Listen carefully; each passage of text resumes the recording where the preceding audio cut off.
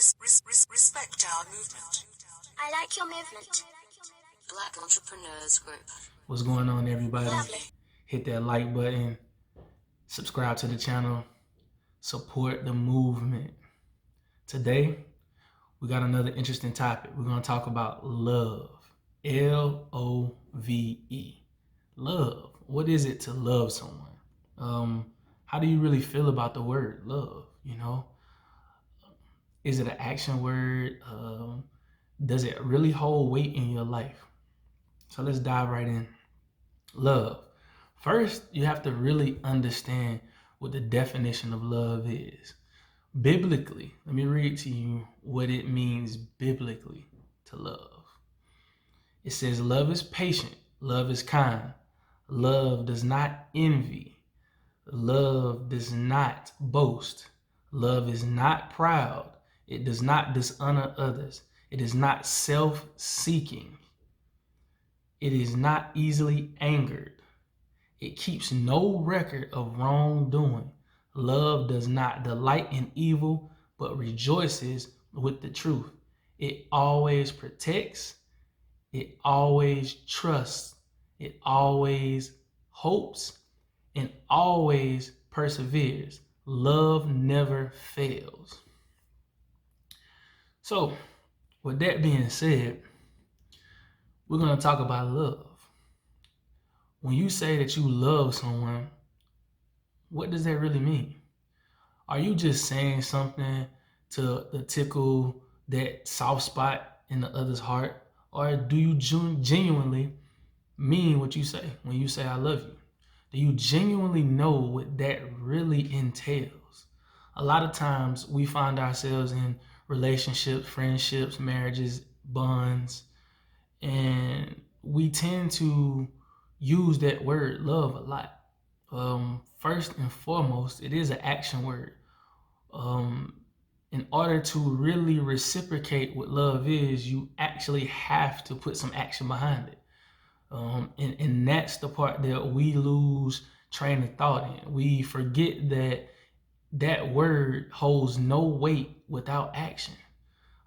It's different levels of love. People don't understand that, you know. I equate my definition of love into four principles that I, stick by, which ironically I talk about in my book, Trusting the Process, that's coming real soon.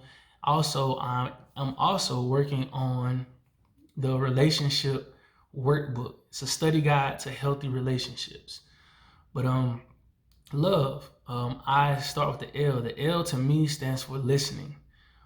Being able to really hear, not only with your physical ears, but your spiritual ears as well. Being able to hear when your significant other is bothered by certain things, or being able to be in a position to where you can really feel, the transitions and the transgressions that go on within the relationship itself as it transitions from, an old point or a dead point rather to a living point, a healthier point. A lot of times we don't listen to our significant others, whether that's your boyfriend, whether that's your husband, whether that's your wife, whether that's your girlfriend, your best friend, or someone you have a bond with. We don't take the time to really listen to them. We spend a lot of time arguing about frivolous things that don't really matter in the relationship aspect. We really don't take the time out to really listen, hone in on the things that we struggle with or that our significant others struggle with. It should be a healthy balance. You should be helping your significant other in their weakest points, and they should be helping you in your weaker points. So therefore, you have a healthy balance. The O in love to me stands for observe. Being in a position to where you can observe the things around you and get some understanding of the things that's going on around you, because life changes on a daily basis. Every minute, every second, every hour, something is changing. Feelings change every second. You can be happy and then be sad. You can be in love and not in love. You can bounce back and forth emotionally in a relationship, a friendship, a marriage, or a bond. And that's not always a good thing.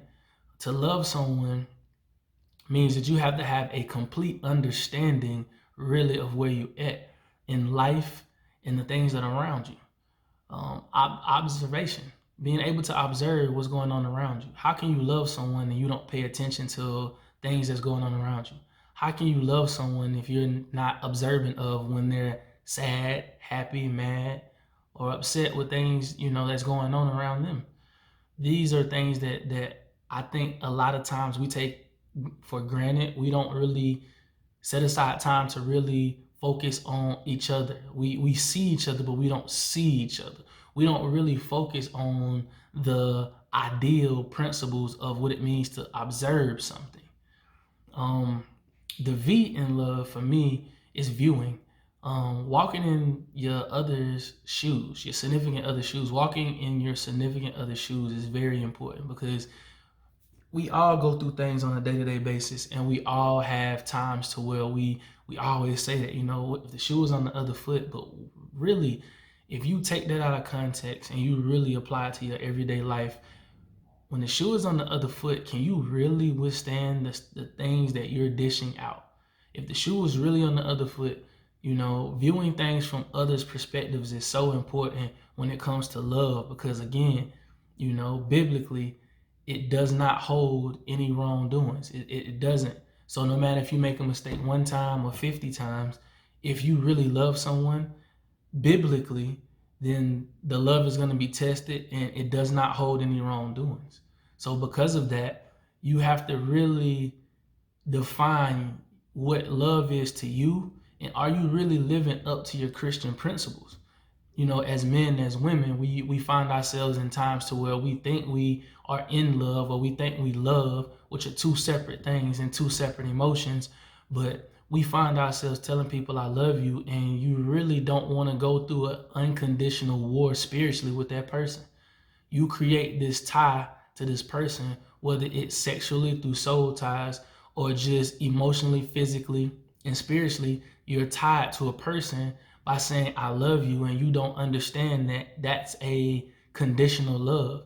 If we argue and we, get to a point to where we're not talking for days or weeks or months at a time, can you really still love me? Can you really tell me, hey, listen, I'm really upset with you right now. I'm disappointed in you, but I still love you? How many people can honestly say they have unconditional love? And if you can say that you have unconditional love, it's definitely going to be tested. How many people can really weather that storm? The E in love to me is experience. Being able to experience each other and captivate those moments that you yearn for. A lot of times we try to fill voids with our love, and that's not good. You can't fill a void with trying to replace something that happened to you in the past with a person, because it never works. If you're hurting, you have to deal with that hurt before you're able to love. If you can be hurt, then you can love. They work hand in hand. A lot of people don't understand it, and a lot of people don't know that. But if you can be hurt, feelings wise, emotionally, you can be loved. You're subject to love, because hurt and love go together. How can you love me if you're not willing to walk in forgiveness and deal with the things that hurt? Love is supposed to be something that is treasured highly, and it's held in high regard, because we all experience people that we have loved, or people that we say I love you too. But how far are you willing to go to really understand the knowledge? How far are you willing to go in that relationship or that marriage or that bond? How far are you willing to go, to protect that love? Because a lot of times as men, we find ourselves in situations to where we aren't emotional. We're not emotionally driven, so we can tell a person we love you and don't mean it. And that's sad, but it's true. A lot of times as men, we can come off as genuine and not be genuine in a sense. A lot of times you really don't know who's your friend and who's your enemy behind closed doors. You don't know if this person is praying with you or praying against you. And that's the scariest thing about love. You can literally meet someone, fall in love, and love a person that literally doesn't love you at all because they don't love themselves. You know, we are living in a time to where it's constant hurt. And because it's constant hurt, we have the capacity to love, but very few people understand what it really means to love. So they shy away from it. They throw up, the wall, and that's something that's really, really scary, is because people throw up this wall, this invisible wall, because they don't want to be hurt. Which means that if you don't want to be hurt, you don't want to be loved, because in order to love someone, you have to open yourself up vulnerable. You have to, that vulnerability has to set in. You have to be vulnerable in order to love. Now, granted, it is a possibility that you could be hurt by love, but love is a powerful tool when it's done right. If you complement each other the way that you're supposed to, everything will flow. Everything will flow. And it'll become something that you really can enjoy the experience with someone. You can really take time to really get to know this person. You really see what this person is about. And when you genuinely love someone, the unconditional love that I'm talking into, that you have to tap into, it's really spiritual. You have to be spiritually led to really love someone unconditional, because it's going to be tested. Your love is going to be tested in your marriage, in your friendships, in your relationships, and in your bonds. It's going to be tested every day, and you have to learn how to walk in love. In order for you to succeed in life, you're going to have to do things that you don't want to do, and you're going to have to be around people that you don't want to be around. But it's how you carry yourself and your Christian beliefs that really set the tone for who you are, your character, your integrity, your morals. What principles do you really stand on when it comes down to your love?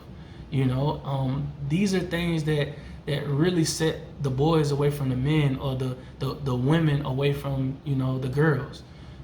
You have to really learn how to love yourself and how to love other people. How to really genuinely care about someone. And I don't mean the love that you give to a parent or to a sibling, but to each other.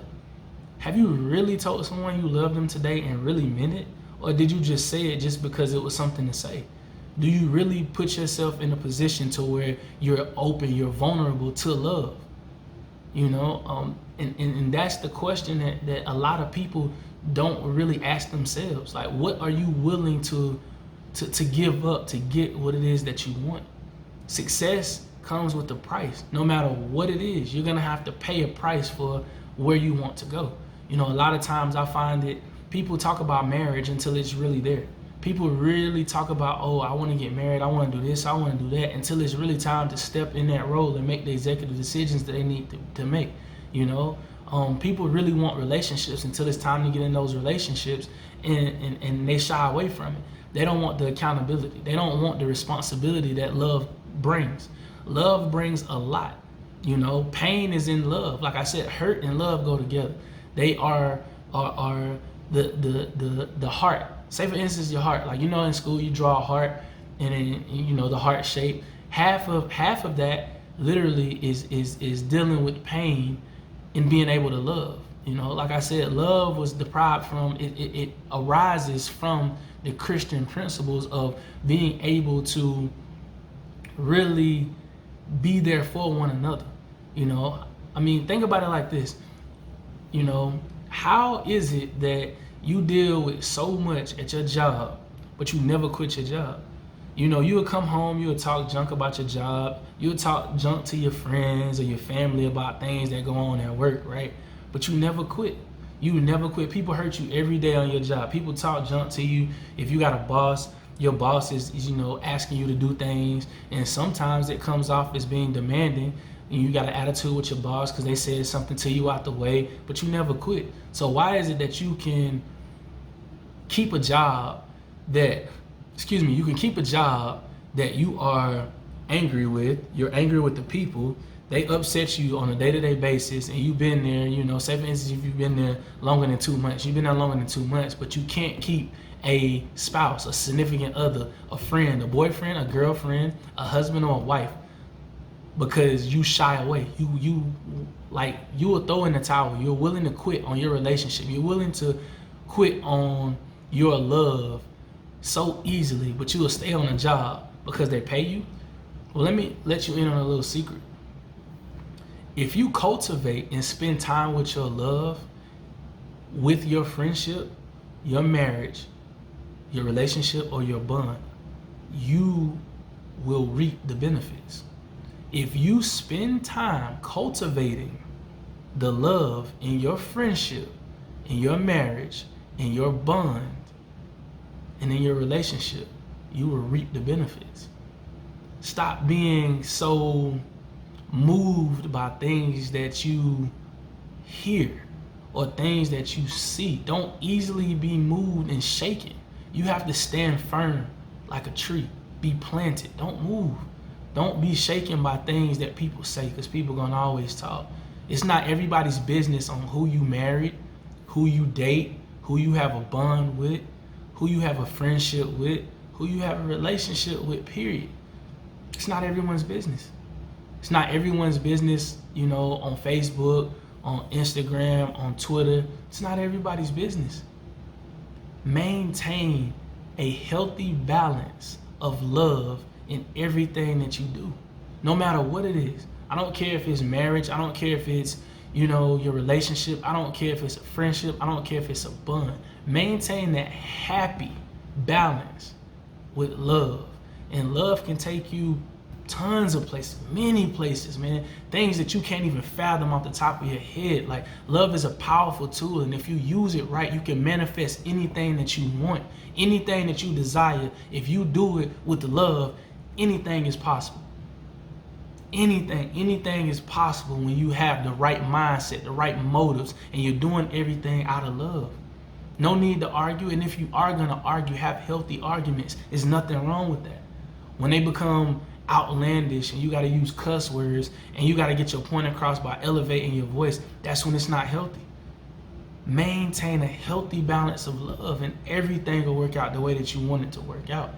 I always tell myself, like, for me, as a man, you have to be dead to your feelings a lot of times. You have to treat the woman like a weaker vessel. And because of that, you find yourself in situations to where you love people and your love is tested every single day. It's tons of people that walked away. It's tons of people that continue to walk away. But I stand firm on everything that I say. Because just being honest, I'm a man before I'm anything. I stand on that principle. So if you throw away all the accolades, you throw away all the organizations I'm a part of and the things that I do, the people that I speak to, and the events I host, and all of those things, I'm a man before I'm anything. God created me as a man for a reason, so I can lead. And if I'm going to lead, that means I had to be led to a place to where I could be a leader to you guys. I had to be dead to thinking that I knew everything. I had to learn. I had to go through the process. I really still go through the process. I'm still, a living, walking, breathing testament to things can change over time if you allow them to. If you speak life in situations and you do everything out of love, then you don't have to worry about anything going wrong. Anything, and I mean anything, whether it's your finances, whether it's your relationship, whether it's your marriage, whether it's job. If you walk in love, people will start to see the God in you. People will start to see the Christian. They'll start seeing that Holy Spirit in you that's carrying you somewhere that they're not at. So they are forced to close their mouths and not speak. They're forced to look from a inner perspective. They were on the outside looking in, and now they're on the inside. They see you for who you are. They see what's really going on when you walk in love. Everything around you shifts. Everything around you shifts. And when you start promoting positivity, positive things happen. If you walk around with a negative mind, then you have a negative spirit that's following you constantly. And because of that, what happens is you walk in sin, you walk in unforgiveness, and you hold on to hurt. And this is why you can't get over your hurt. Because you haven't accepted the fact that you have to learn how to love. You have to open yourself up to love. We all have been hurt. I've been hurt tons of times. I've hurt tons of people. And I apologize to anybody that I've hurt. But when it comes down to it, I'm not sitting around in my hurt. I'm not going to sit around and say, hey, I'm hurt. I let this defeat me. No, I'm not going to let it defeat me. I'm going to get back up. I'm going to do my thing, and I'm going to walk in love. I'm going to forgive everybody that hurt me, and I would hope that everyone that I've hurt has forgiven me wholeheartedly, because if they haven't, then they're in the process that's stopping their love. That's stopping them from moving to the next chapter of their life. This is why it's so important to understand what love is and how far you're willing to go for the ones that you love. It's a crazy world out here. It's a crazy world. It's real dangerous out here. Don't get yourself caught in a situation to where you're blind by what people are saying. People gonna always talk about you. Don't worry about what's going on Facebook and who dating who with who messing with who. It does not matter. If you got something good and you really love that person, and you're to the point to where you're ready to elevate and walk in love and walk in forgiveness, forgive each other. Fix it. Anything that's worth fighting for is fixable. And if it is fixable, then you should take the time to really focus, walk with that person, talk with that person. It's okay to go out, and go out to eat and talk. Get away from everybody else that's not in that bubble with you two, and really work on what you need to work on with each other. Because I can tell you something, anything and everything that I've went through in this last, I would say the last year and 6 months, I had somebody with me. Not from a perspective of me having someone physically beside me, but I had someone that's walked with me, that really held my hand through the process that I was going through, really walked and talked that talk that she did, and the other people, the ministers that I spoke to, the counseling sessions that I went through and things like that. And for that, like, I really thank those people. I really salute. I take my hats off. I tip my hats to you, because these people didn't have to sit down and talk to me. And when I say talk to me, I mean, we had hour-long conversations. We talking 2 and 3 hours on the phone, video chatting or meeting up, sitting down, having one-on-one sessions about how I can better myself and walk in forgiveness and walk in love, learning how to forgive other people, learning how to really take the time out to really forgive people and really love people genuinely, not for what they can give me, not for what they can offer me, just really being in the position to where I can help other people. In order for me to help other people, I had to get right with myself. I had to look myself in the mirror and say, hey, listen, I don't love these things about myself. And because I don't love these things about myself, I have to fix this if I'm going to help someone else along their journey. Because every day is a new process. It's a new journey, And I just really want to thank those people. Really want to, take the time out to really reach out to these people, and really give them the utmost respect, because it's tons of people out here doing what I'm doing, but it's very few people that know how to effectively reach somebody effectively. When I talk, I try to give my honest opinion, but my honest perspective. Reality and perception, it's a real thin line between the two. People perceive you as one way, but the reality is you could be totally different. And I love to give people the utmost respect, and I love to give people an honest chance, because I feel like we all deserve more than one chance. We all deserve more than a second chance. Jesus gives us chance after chance after chance after chance. But yet we don't say, oh, well, don't nobody deserve a second chance. Because if we really live by that motto, a lot of us would be dead and gone. If Jesus lived by that motto, a lot of us would be dead already. So why is it that we can't love someone from that perspective? And I often said a lot of time on my Facebook posts, if you can't love me honestly, don't love me at all. Don't put yourself in a situation to where you're vulnerable to me and you love me and it's incorrect. Because what happens is you cause a disconnect and you cause an imbalance in what we're doing. You should never date just to be dating. At this point, you should be dating to marry. You should be dating to cultivate, because we're living in the last days, and it's very important that you grab your loved ones and you really hold them close. And loved ones can be your significant other. It could be your wife, your husband, your boyfriend, your girlfriend, someone you have a bond with, someone that you have an honest, true friendship with. Love is so important. And it really, to be completely honest with you, Love is around you so much every single day that you don't even really take it in consideration. It's an afterthought to most of us because we wake up every day and we go through our everyday routine and we really don't think about all the things that's going on around us. People love you enough not to, be at work, and we live in this time to where you don't really know what's going on around. You don't know if the person at work is, stalking you. You don't know where they're sex offenders. You don't know where pedophiles are. It's a real dangerous world out here. And love is all around you. Love is all around you, but it's also evil around you. As much love as it is out here around you, it's just as much evil as it is around you. It's people praying on your downfall right now. It's people out here right now looking at your significant other. It's people right now that's sending those Facebook messages. It's people right now that's sending those text messages. It's people right now that's really trying to take your spot because you don't understand what love is. Love is just like matter and energy. It's reciprocated from one person to another every single day. And we really don't really take the time to thank people around us for loving us. Yo, for real, like, I thank everybody that genuinely loves me for me, and I really thank them from the bottom of my heart, because had it not been for these people, I wouldn't be here doing what I'm doing now. For the youth and the teens, I wouldn't be motivational speaking. I wouldn't be writing a book. I wouldn't be trying to do a relationship workbook. I wouldn't be trying to do these things if I didn't have people that was in my life that was telling me on a day-to-day basis that they love me. I love you for you, and I love those people for that. And I'll never take anything away from them. I can give tons of names, and I can go on all day how beautiful these people are inside and out.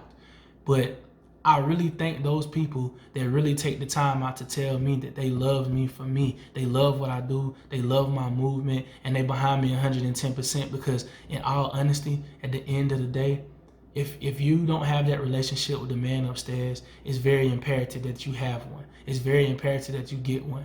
I'm not here to shy you away. I'm not here to make you pick, a religion. But at the end of the day, when it's all said and done, you're going to have to answer to everything that you're doing. And if you're not walking in love now, there is no way you'll be able to walk in love in heaven. And that's just me being honest. I want to give a quick shout out before I end this video to my girl Paris Lauren. She is wonderful at what she's doing in the Charlotte, North Carolina area. I see what you're doing. I really appreciate that. We definitely gonna link up. We definitely got some things coming. We really appreciate, and I say we because I am no different. We really appreciate the things that you're doing.